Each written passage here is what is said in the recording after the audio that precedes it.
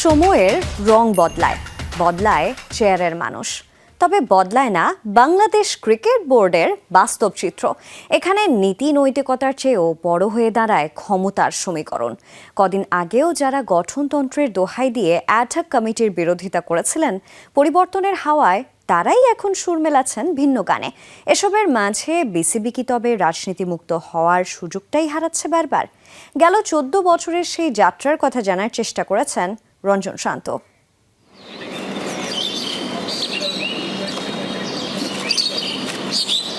বিসিবিতে কাজ হচ্ছে, এই জায়গাটাকে আরও বেশি মসৃণ করা হচ্ছে। ঠিক এই জায়গা দিয়ে দর্শক যারা আছেন, হোম অফ ক্রিকেটে যখন বড় ম্যাচ হয় তারা যান খেলা দেখতে, কিন্তু যে খেলা তারা দেখতে চান সেই ক্রিকেটটা কতটা মসৃণ হচ্ছে আসলে।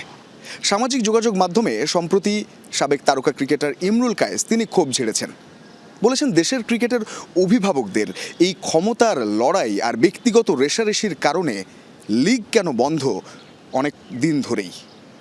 যে ক্রিকেট নিয়ে এত আবেগ, এত ভালোবাসা, মুখে সেই ক্রিকেটের উন্নয়নের কথা বললেও কাজে কি সেটা প্রকাশ পায়?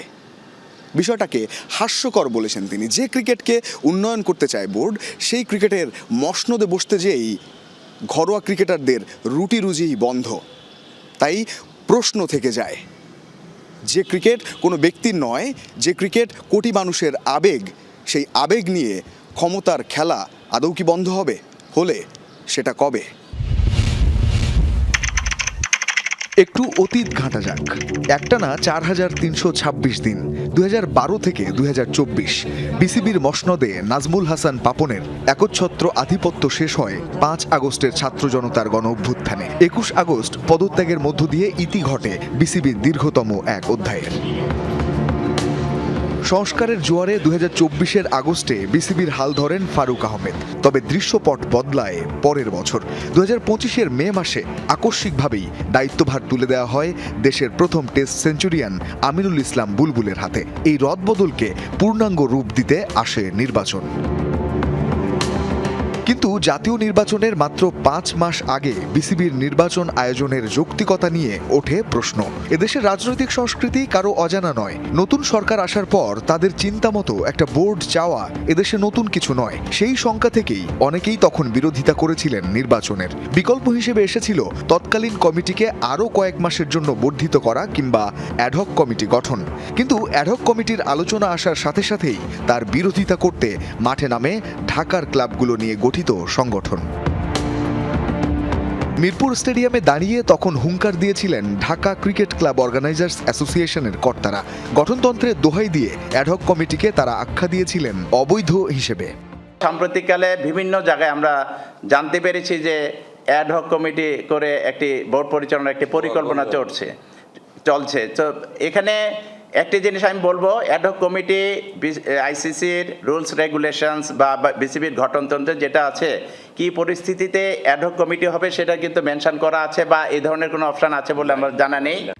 সময় বদলেছে মেরুকরণ। মাত্র 5 মাস পর এখন আবারও বাতাসে ভাসছে সেই অ্যাডহক কমিটির গুঞ্জন। শঙ্কা ভাবা হচ্ছিল গেল আগস্টে রাজনৈতিক সরকার আসার পর স্বাভাবিকভাবেই হাঁটা হচ্ছে সেই পথেই। প্রশ্নের মুখে 2025-এর 6 অক্টোবর সেই নির্বাচন। চলছে তদন্ত। যে গঠনতন্ত্রের দোহাই দিয়ে তখন বিরোধিতা করা হয়েছিল, সময়ের চাকা ঘুরতেই সেই বিরোধিতাকারীদের কণ্ঠেই এখন ভিন্ন সুর। অ্যাডহক কমিটির নাম লেখাতে চলছে দৌড়ঝাঁপ। ক্রিকেট বোর্ডের যে মেয়াদ শেষ হবে তারপরে নির্বাচন হবে, এটাই হলো স্বাভাবিক প্রক্রিয়া। আর সংকট সৃষ্টি করছে যারা, তারা কিন্তু নির্বাচনকে অনেকেই ভয় পাইতে পারে, যে ভয় পায় যে নির্বাচন করলে আমরা জিতবো কি জিতবো না, এই ধরনের একটা আশঙ্কা থেকে কিন্তু অনেকে চেষ্টা করছে। যদিও বোর্ড থেকে দেখানো হচ্ছে আইসিসির নিষেধাজ্ঞার জুজু, তবে প্রশ্ন থেকেই যায়, বিসিবি কি তবে স্রেফ রাজনৈতিক পালাবদলের পর পছন্দের মানুষকে চেয়ারে বসানোর এক দাবার চাল? ক্রিকেট কি তবে জিম্মি কেবলই ক্ষমতার সমীকরণে?